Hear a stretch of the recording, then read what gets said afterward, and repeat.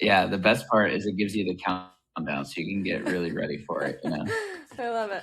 All right, you guys, what is going on? This is Blaze here in the Blue Chip Athletic Club podcast, and I am stoked to welcome Olivia on today. We'll go through her stuff, but real quick, want to thank partners and affiliates that we have. First Form, you guys know where we get all of our proteins, greens, all those things. We'll send you guys a free sample if you're interested. Please hit us up. We've got a bunch of samples that are just sitting here on the, I guess, office that are just kind of waiting for you guys to take. We add them to coffee. It's the best. Kind of tastes like a chocolate mocha. Sweet Perfections protein cookies, log 10 for your pilot logbook, who's becoming log based, and dash track for websites. You guys can catch everybody else in the show notes. I want Olivia, welcome. I'm excited to have you. Obviously, I know plenty about you, but a lot of people listening probably do not. So tell us a little bit about you. You can go as far back as you want, origin story, where you're from, what you do, and then we'll go from there. All right, how long do I have? Because I feel like there's so much. Yeah, we got like an hour. Right? All right, well, I'm Olivia. I am originally from Montana. I was born in Montana, grew up there for a couple years, and then moved to Illinois where I kind of really had all of my growing up that I did. I lived in a small farm town, was a legit farm girl, rode horses. We had like hay fields, things like that. I mean, we were outside all the time. So that was kind of my upbringing. It was really awesome. I loved everything about it, and I wouldn't change anything. And then fast forward to, I guess, high school. My graduating class was 42 kids, so pretty much everybody was Cool. right. It was insane. So pretty much everybody was either related, or if you weren't related, they were dating. So it was really this odd dynamic of like, and it sounds so silly, but like when people wanted to date, they had to literally be like, hey, do we have any relation to these people? Because it was like there were only like a couple big families, and then everybody else was like married into the family. So it was a really cool way to grow up. I feel really lucky to have that kind of upbringing. So it was great. And then let's see, college. I went to school in Indiana for my first year. I studied biology. I thought I wanted to be a biology professor. I quickly found out I did not want to discuss the life cycles of plants. And that is where that ended. So I quickly, you don't like photosynthesis? What's up, man? after the repetition of learning those and reciting them over and over and over and over, I decided it was not really what my heart was in. So we pivoted. Then I went to school in Southern Illinois, so SIUE, go Cougars, for the rest of my college career.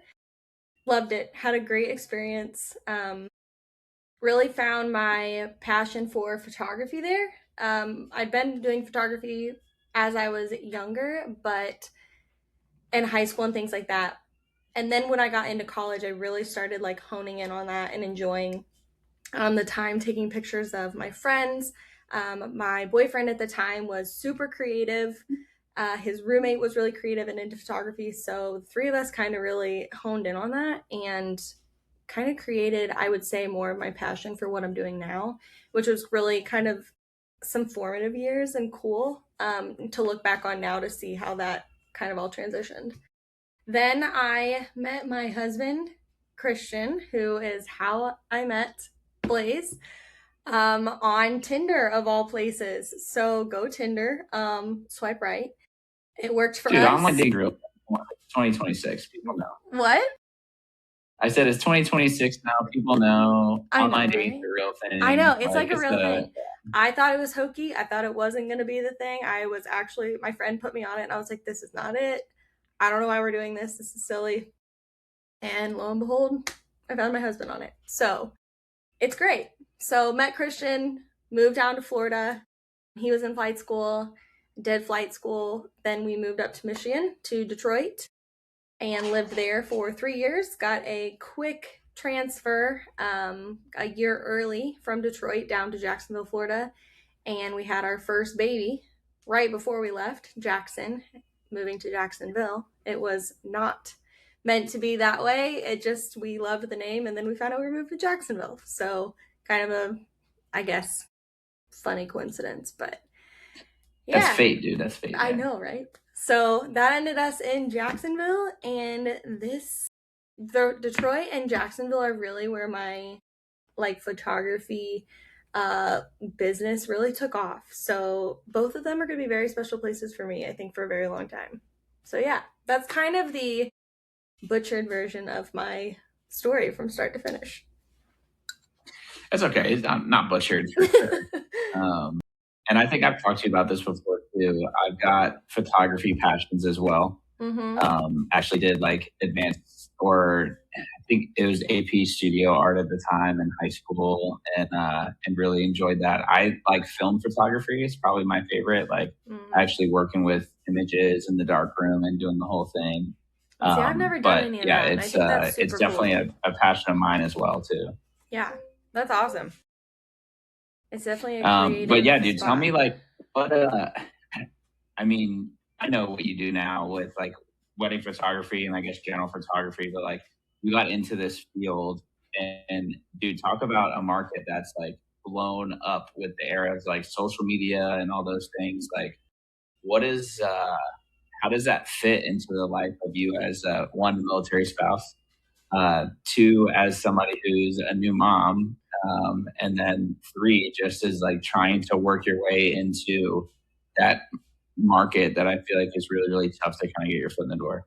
Gosh, great question. And it is something that I still like wrestle with every day as I like try to figure out how to, I guess, work through, like you said, the market being saturated and having to find different ways to market yourself.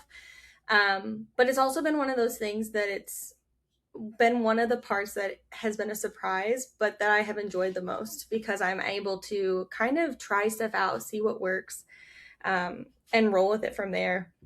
I think the thing that I have learned is that perfection does not live in this space. And that has been interesting for me for sure, because or any space, or any space. Let's be real, yeah, any space. And I've had to learn that, especially being a military spouse and a new mom, and trying to really get my business, I guess, scaled is really the word. I would say off the ground, but more scaled. Um, is I have to be ready to roll with it. So that may look like I have a whole plan or a timeline of this is what I want to post, this is when I want to post it, this is, the market that I want to try to hit with this or the ideal client.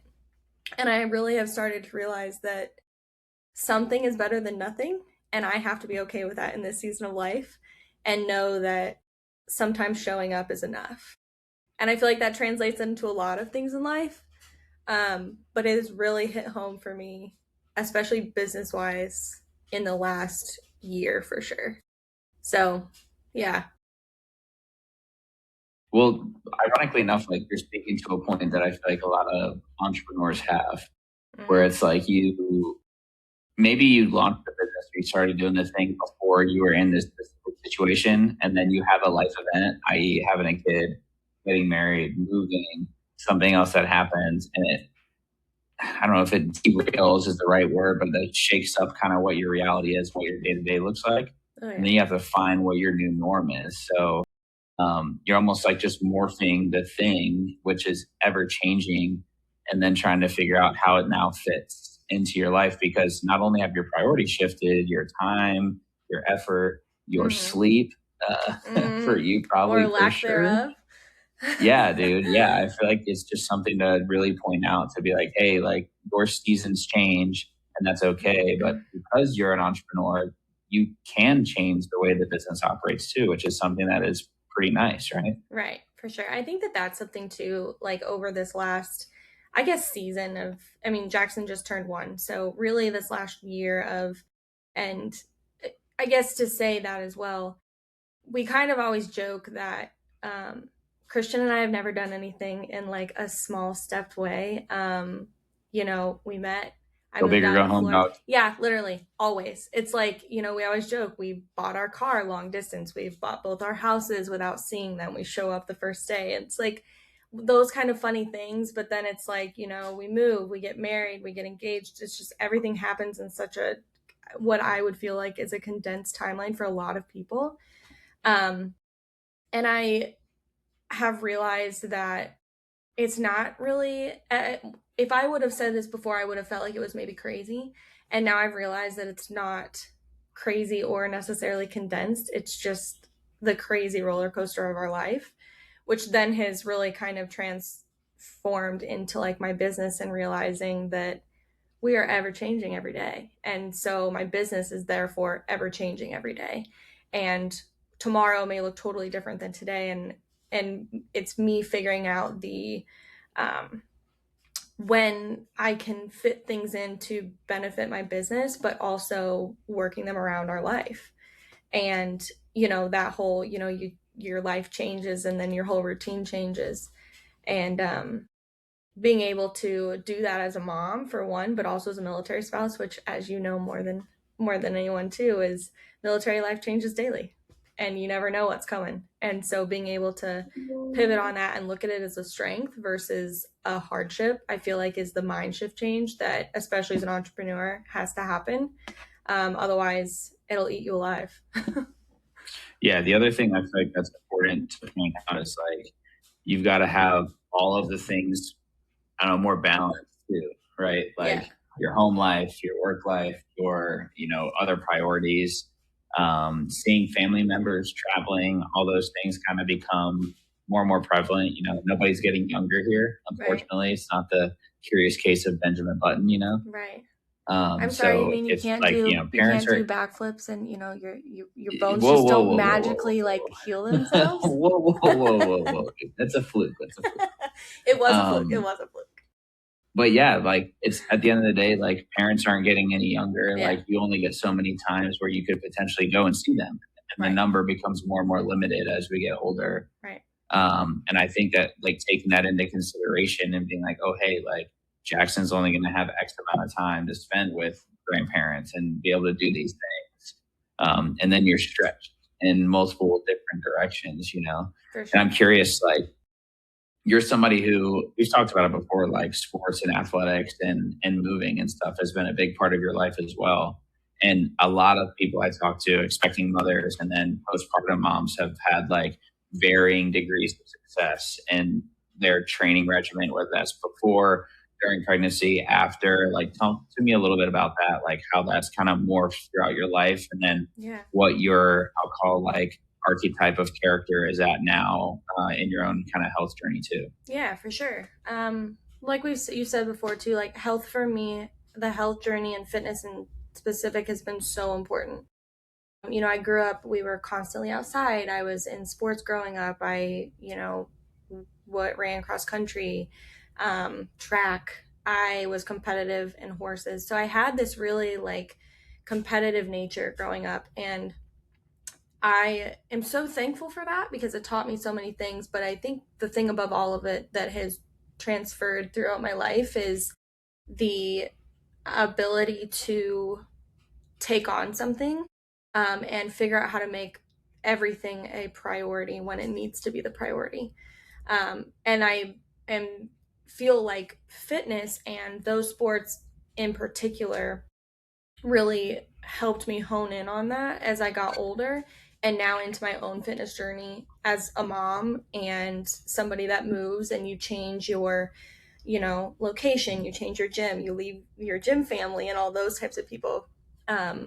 Being able to figure out when that needs to be the priority and be able to really work into that, I feel like has been great having learned that so young because as I've gotten older and in each different season of life, it always looks different. And so being able to revert to that, I think has helped me stay on track. In college, my degree is actually in exercise physiology. So love the body, love the way it works, love the way that fitness works into that, and in specific, like you know, the cardiac health and those types of things. And out of school, I actually went into ultrasound, and so being able to see that body part and how it affects your body as a whole, especially through fitness, is just mind-boggling in the coolest way.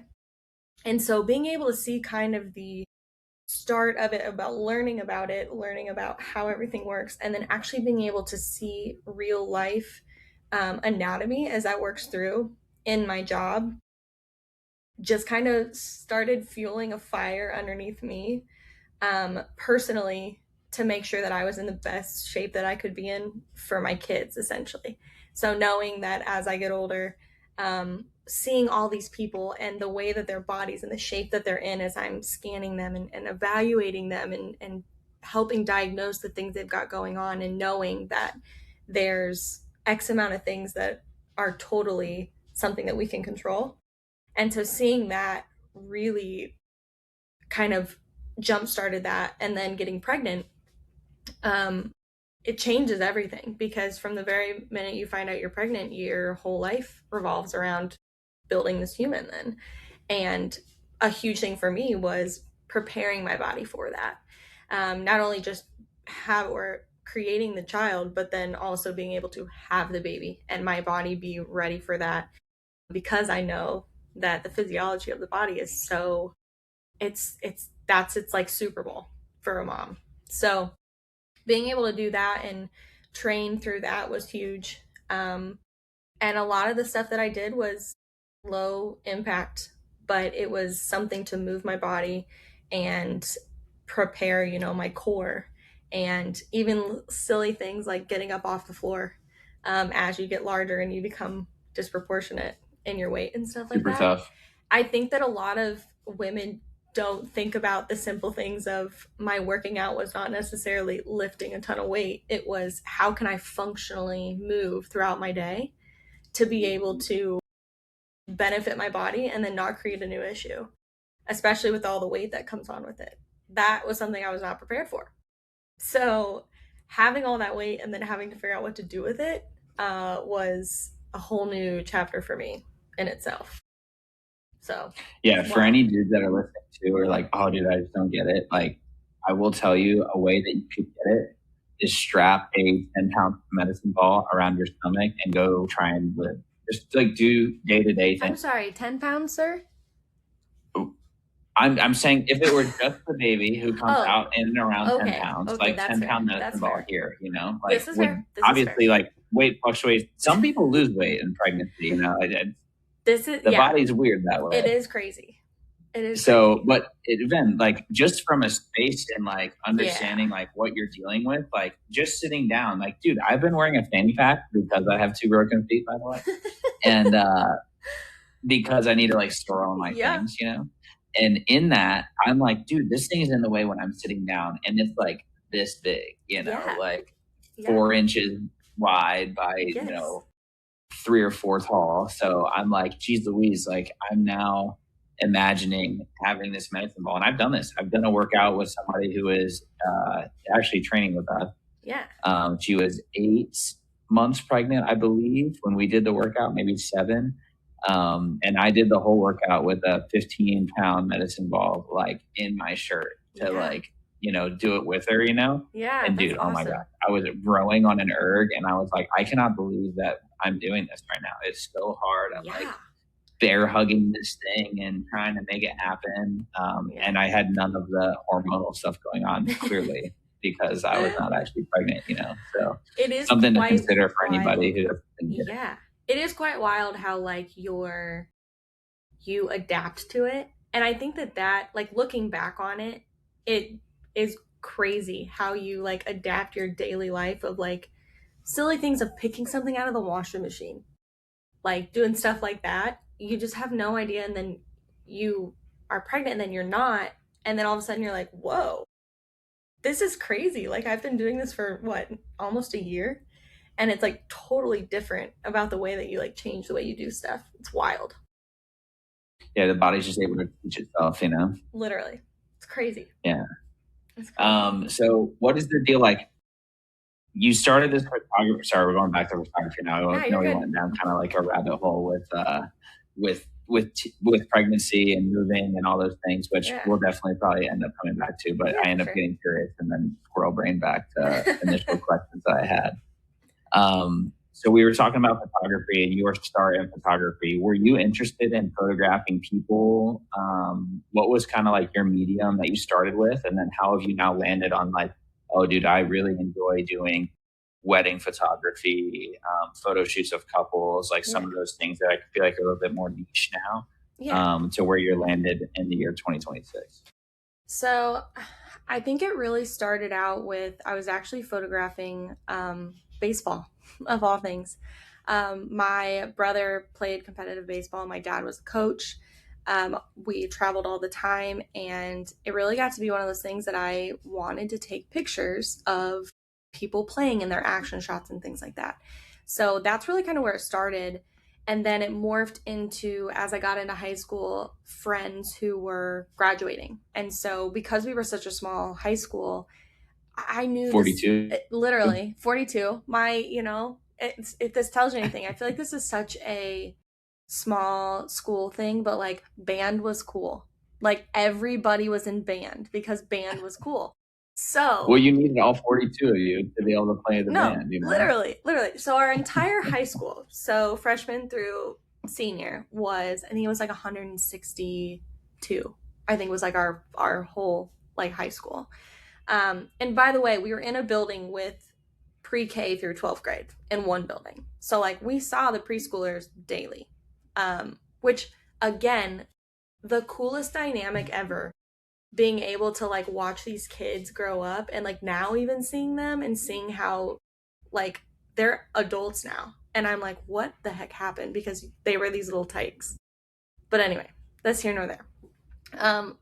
I started having friends that were seniors, and so they were asking like, hey, do you take pictures? And I was like, yeah, sure, I can. And so I started taking senior pictures, and that's really where I kind of got my start with it, is just friends and their siblings and things like that.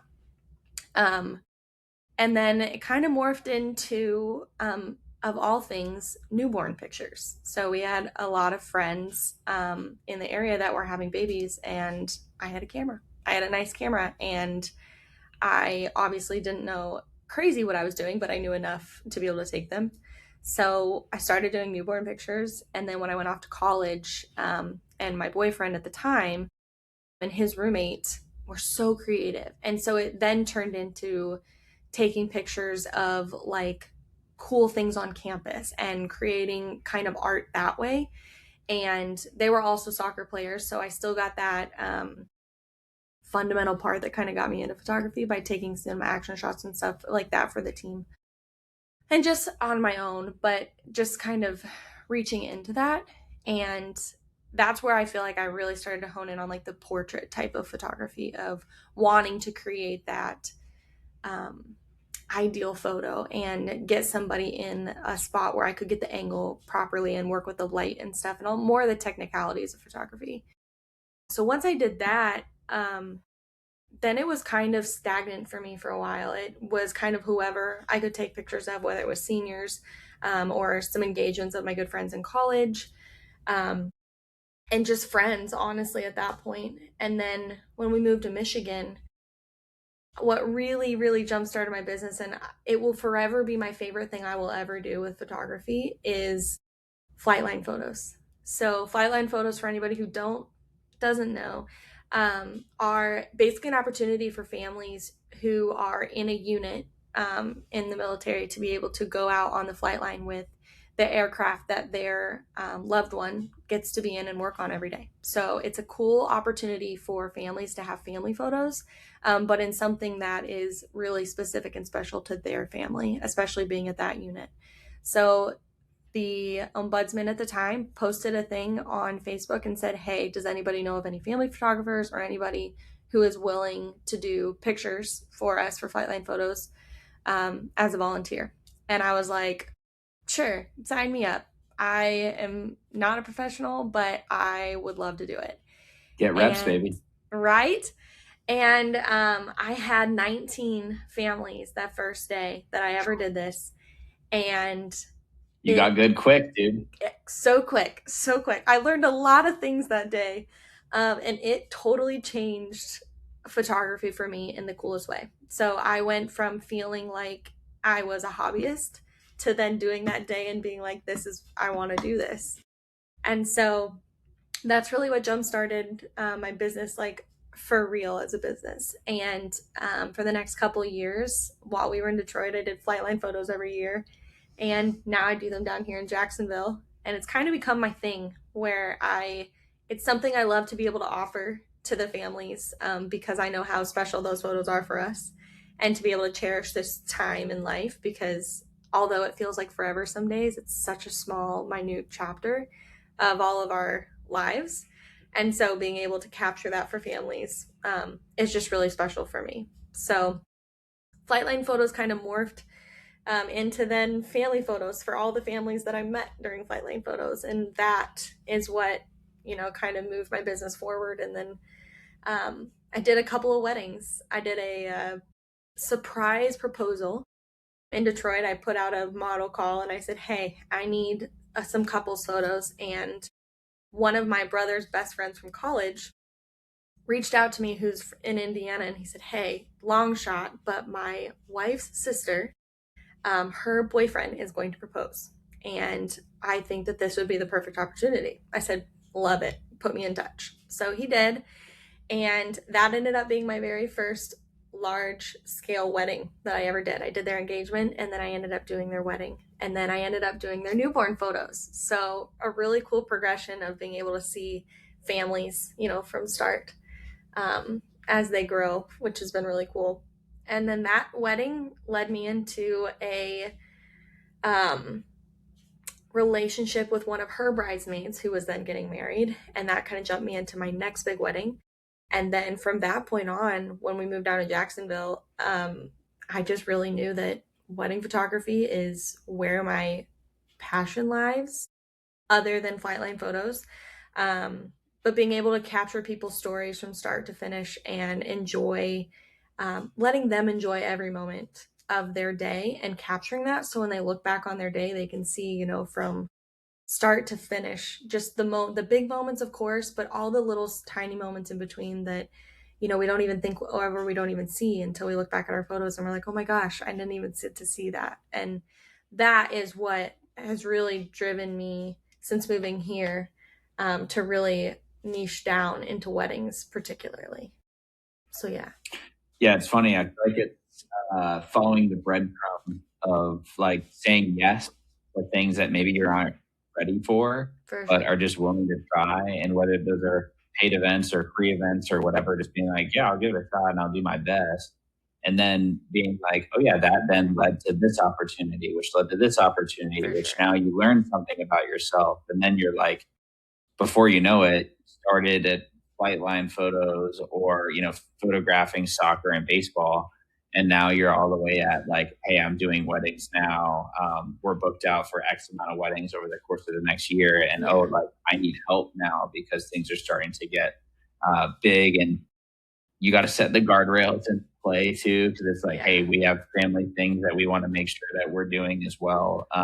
Which being busy is definitely a good problem to have.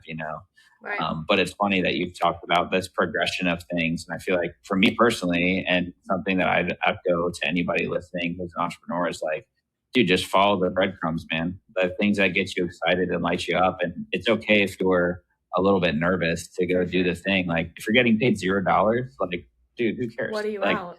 Just your time. Yeah. Right. You got nothing to lose. Yeah. I'll tell you this quick story. When I was on my first ship in Charleston, we had a barber shop on the boat. Now, I used to go and get my hair cut, and long story short, the guy basically started charging like $20 a haircut, and then he puts you on like a waiting list, and then there's another dude who would get paid off on the side to schedule for him. It was just like this crazy like barbershop monopoly on a boat in the middle of the ocean. And at the time, I was like, dude, I'm not seeing anybody that I need to impress in the next like 3 to 4 months. I'm going to learn how to cut my own hair. So I bought a pair of clippers and like a mirror that's like a 3-way mirror that comes down and then like folds it out like on the sides. And I was like, oh, dude, I'm going to teach myself how to do this. So I start cutting my own hair. Before I know it, people are like, dude, who cut your hair? And I'm like, oh, I did it. And they're like, it's not that good, but do you mind cutting mine? And I'm like, I mean, I'm not going to charge you, but you get what you pay for. Right. And I'm going to do my best. I wasn't going to like butcher it on purpose. So I started cutting people's hair for free. And then I learned how to cut hair on myself and other people. Well, by the time I like finished up with one trip, people are now starting to want to pay because they're like, oh, I'll give you like $5 or hey, I'll buy you a case of beer, which as a 22-year-old, you're like, oh, dude, yeah, for sure it could pay me in beer, right? So it's just funny, like you kind of see an opportunity, you take a chance or try something new. And then at the end of the day, like I think actually Christian and Ryan, another mutual friend of ours, came to my house in Pensacola to get haircuts one time. And I think you may have known him at the time. And I'm pretty sure that Ryan, it might have been Christian. I forget which one of them was like, this is one of the best haircuts I've ever gotten. And I like filed that compliment away in the back of my head to hold on to forever. No, I remember him saying, yeah, I'm going to Blaze's house. He's going to cut my hair. So, and he still talks about it, by the way. So, pat yourself on the back. Must have been a good cut, dude. That's all I'm going to say. I think you're so right, though, is like, for people listening of like entrepreneurship and stuff, of like, it doesn't always have to make sense. And it doesn't always have to be the perfect opportunity, because a lot of imperfect moments end up creating the perfect situation in the future, but you don't even see it happening until it's probably already happened. And a lot of the times it's like you said, saying yes even when it seems a little scary, because in my personal opinion, I mean, the best things come from the scariest moments at times, especially when it comes to business, because it's putting yourself out there and it's terrifying. And I actually told Christian, I think like yesterday or the day before, like a lot of entrepreneurs, there's this phase of feeling like an imposter and feeling like you're kind of faking it till you make it, right? And I finally feel like I'm not as big of an imposter as I have felt the whole other time of my business. And it's comical because anybody else I talk to is like, oh, this is, it came from a compliment I got from a client. And reading that over was like, is she talking about me? And then it's like that funny thing where you're like looking at stuff and you're like, oh my gosh, like I did do that, that type of thing. And it's like, but it's for when other people are trying to do something, it's like, do it scared, do it anyway. Just keep putting yourself in there, keep putting yourself in positions to do it, because it may not be pretty all the time, but even the unpretty parts turn into something really, really cool in the end.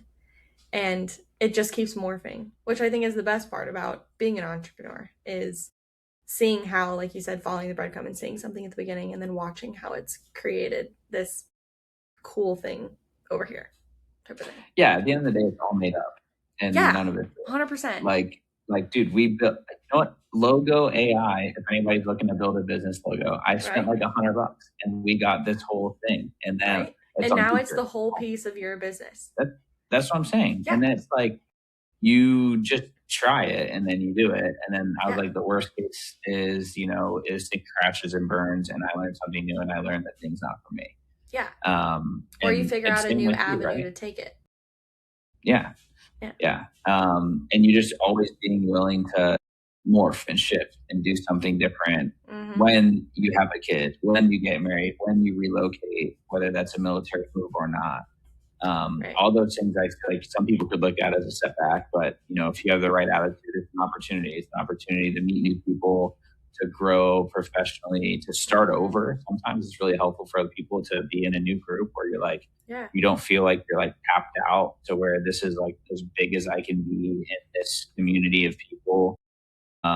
It kind of helps you like spread your wings a little bit. I think can be really helpful too. New opportunities. When I think I would say too, to like other like military spouses too, it's like one of those things of, this is a hard life. It's an amazing life and we're super blessed to be in it, but there are hard moments. And whether you're an entrepreneur or you're in a conventional job, I mean, I did a regular job before in healthcare, and the idea of having to pick up and move and change your career, whatever that looks like, is really scary. And I guess I just wish that all the times I can encourage military spouses and be like, hey, it's okay that it's going to suck.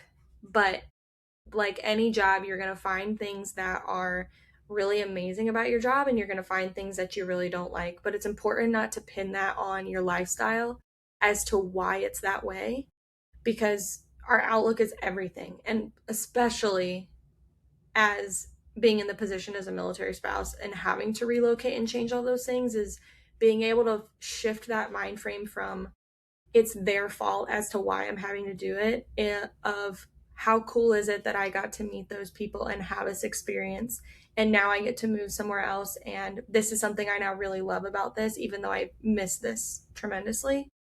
And I think for me personally with photography, being able to say I had this huge network here and this community of people who have really poured into me and my craft, and then to know that I'm going to somewhere where I don't have any of that and I'm completely blank slating, my entire business. And but I've chosen, and not in all the time, I'm not all rainbows and roses all the time, but I've been able to see that community in Detroit as something of an opportunity to travel. So now I get to go back a couple times a year and do photos with those families and visit with them and see them, but then also create this really cool community down here of people where it lets me connect with them on a different level too. So being a military spouse is hard, and it comes with a lot of challenges and emotions that a lot of people will not understand unless you're in this situation. And I even beg to say that it's even different for you guys, like you and Christian. I mean, you guys are moving too, of course, but I've always said, you guys are moving to a new unit where you're semi doing the same type of job with the same basic set of rules, and structure and things like that. And, essentially what you're stepping into. And as a spouse, your whole world changes. Your whole world is blank slate. And that can be terrifying. And it's also hard to explain. So if there's any military spouses listening, keep trudging forward and try to find the glimpses of sunshine in the rain, because they are there, and you will have a really cool community at your next place, even if it's not where you want to be initially. So yeah.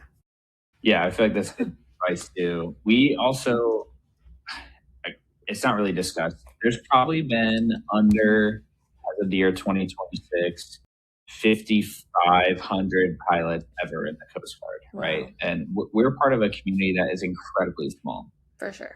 You want to break off those people by like all the people that have retired, and then also break those people up by airframe and things that you do. Like you see a lot of the same people, whether those are the flight mechanics that you're flying with, whether those are the rescue swimmers, whether those are the other pilots that you're around. Like you kind of go through your military career with that same group of people, and have kind of a built-in network wherever you go.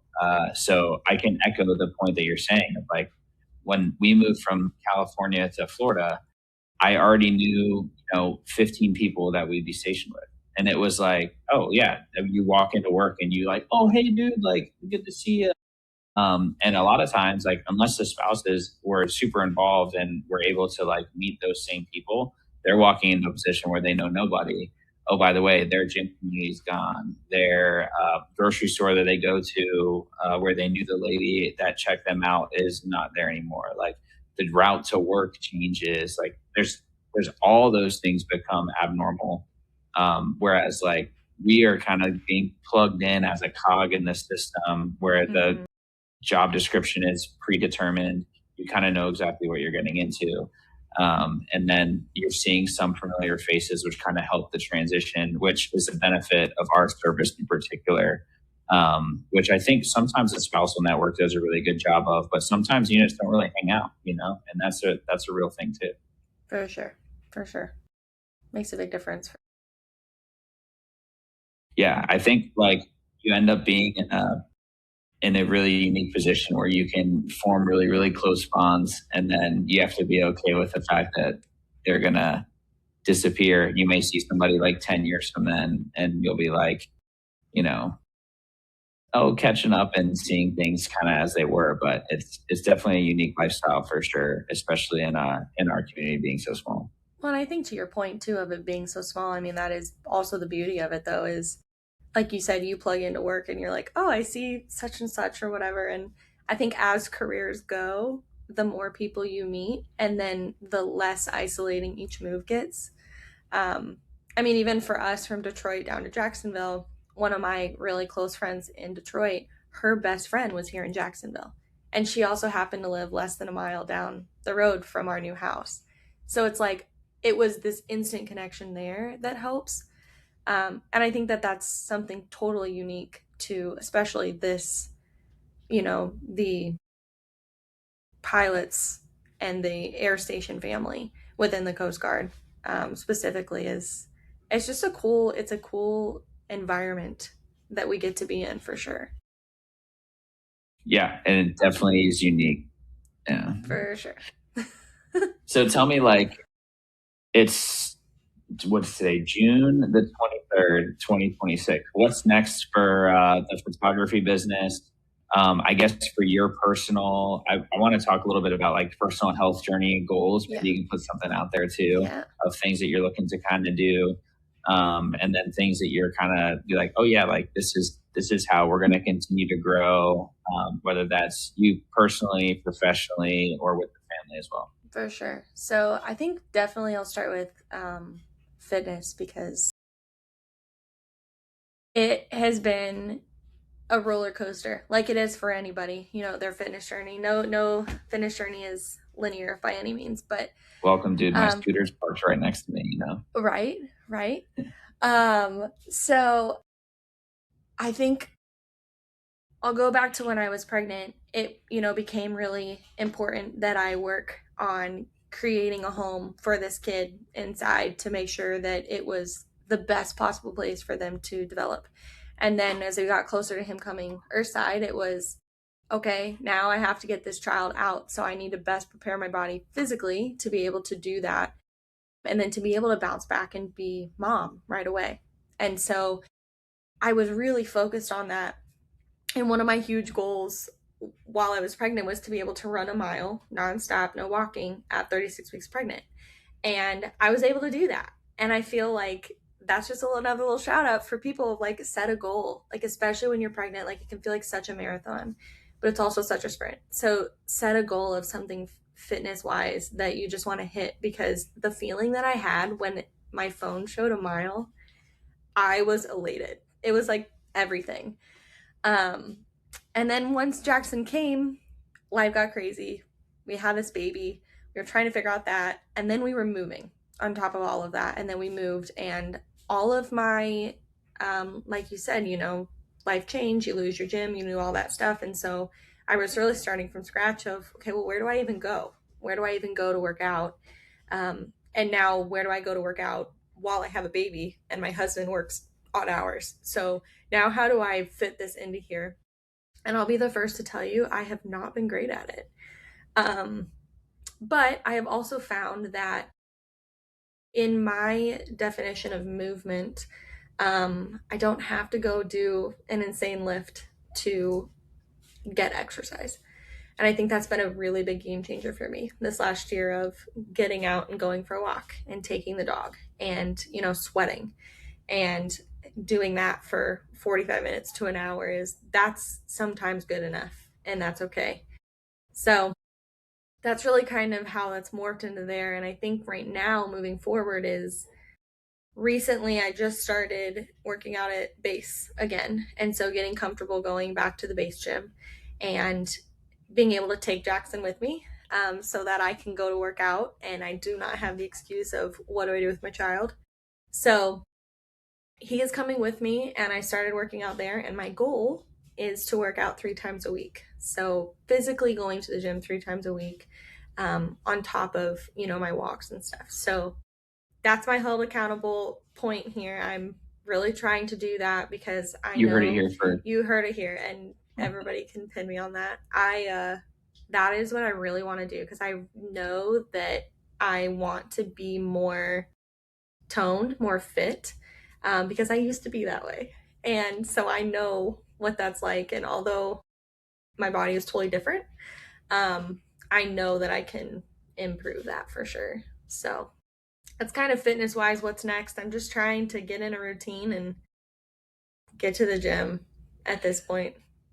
And listen, for anybody else listening to, uh, it only takes that 3 times a week, 30 minutes of crack, 52 weeks out of the year. If you can stay consistent with that, you will be, and then you can eat decent, sleep decently well, Yeah. which I know is obviously more difficult with a newborn.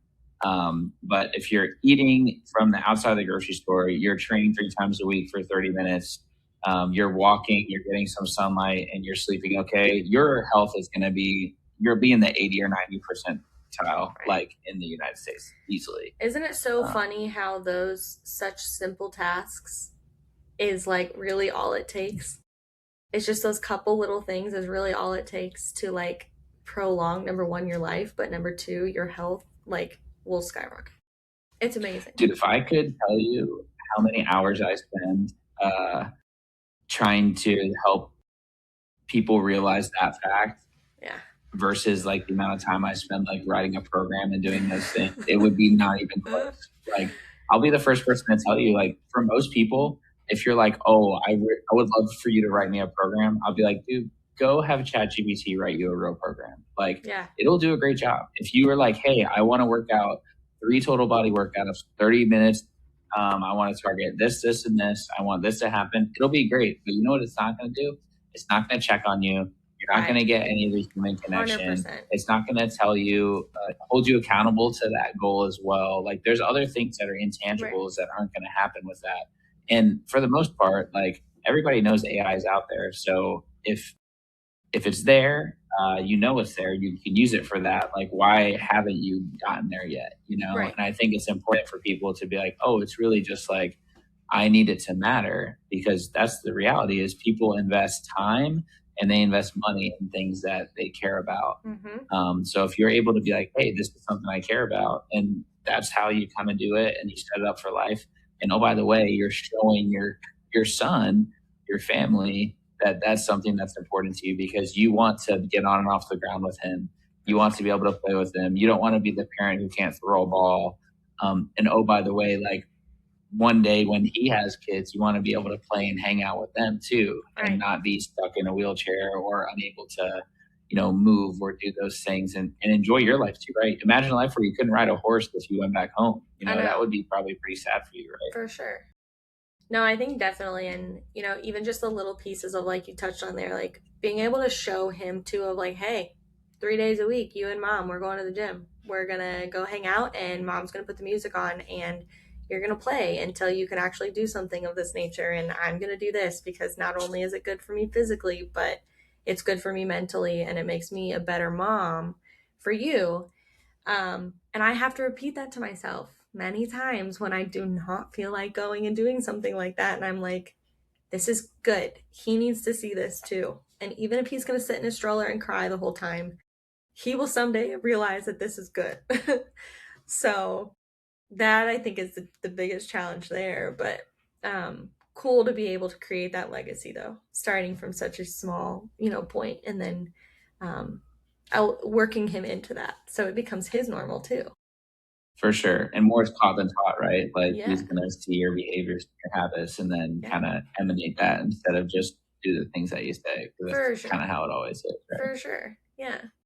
Tell me about what's next professionally then. What's the direction that you think the business is going? I know we talked before. We're going to start adding some drone stuff possibly. And I was like, ooh, dude, that sounds exciting. Yes. So lots of fun stuff coming up. I've been dreaming a lot lately. And I put some pretty big goals out there and kind of like what I call the big dream sheet goals at the beginning of the year. And that looked like, X amount of weddings booked and things like that. But one thing I realized I missed on a lot of those was how do I want my business to make me feel? How do I want to better serve my family, my photography family? And so those are two things that I've been really hitting on lately, and I'm really excited about them. So that's looking like creating a better customer and client package of like communication and things like that. So when they come to me and become a part of my photography family, they really feel that.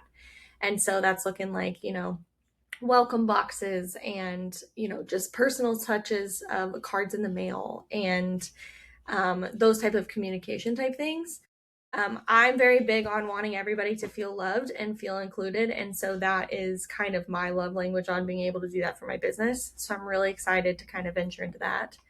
And as far as the photography end of it, you are right. We are working on adding drone. So I cannot wait to add some drone coverage and just be able to capture, that bird's eye view detail that, I as a human could not do. So I'm pumped to be able to elevate that. I've been, oh my gosh, hey, I'm so excited. So we're gonna be working on that, and then the other thing we're elevating is along with that kind of customer package comes, working with other vendors that I love and trust. So that being blue chip. So offering, avenues to be able to help people look and feel their best for their wedding day. That's a huge thing. And then also working with my brother-in-law he's a travel agent. So little tag there for him. But working with that so that they have kind of a full encompassed package and feel totally taken care of. So that's kind of what's next on the horizon. I'm really diving into that and making kind of my brand more into that community, family. I want to bring them in and have them feel a part of it. So it's important, dude. I feel like in an era where automation, artificial intelligence, and all those things exist, yeah, a handwritten letter is something that goes a long way. For sure. Sending somebody something and think of them goes a long way. For sure. Yeah, so I'm totally with it. We do something similar where we send like protein cookies out to people for Christmas time and awesome. handwritten notes and stuff. So yeah, no, it's important. It makes people feel like welcomed and loved and like you care. And at the end of the day, if those are people that are supporting you, you should. And you should support their dreams and ambitions as well. So for sure. I.e. you having me on here to chat. This has been special. Yeah, for sure. It's been cool. And for anybody who's listening to, who's into or planning their wedding or doing the thing, I fully endorse going to go see Olivia, using them as their business. I mean, we did a family photo shoot. I don't know if we officially called them engagement photos, but family photo shoot, we'll call it. And the photos came out great. Actually, Chelsea was just holding up a bunch of them, like, should we mount these in this wall or this wall in our bedroom earlier this week? So, yeah, I fully endorse going to see her. And on the same note, if anybody's looking to train to get ready for theirs, we're doing a partnership with Olivia where she'll have a unique discount code for anybody that's working for her so that you guys get a fat discount because anybody who's working with her, we know that we'll love to work with as well. And it kind of makes a great partnership there. So we're excited to do that. And we'll be probably working with Nick on our next travel arrangements ourselves to help him out. He's coming clutch for many of us for sure. That's it. So cool, dude. How about this? Tell everybody where they can find you. If somebody's like, hey, I want to get in touch, what's the best way to do that? Websites, Instagram, whatever kind of social media pages that you have so they can check out your breadth of work. And then I'll put all that stuff in the show notes too. Okay, perfect. Yeah, you can find me at oliviatoscanophotography.com. Also, Olivia Toscano Photography on Instagram, Facebook, TikTok. Any of those, I'm on. Tell them Toscano like the cheese. Yeah, Toscano like the cheese. Toscano. We're very Italian, and I am very Polish. So I'm married into an extremely Italian family, and you got the Polak. So, but yes. So you can find me at any of those. You can also email me at oliviatoscanophotography@gmail.com. And I'd love to chat with any of y'all. So, yeah.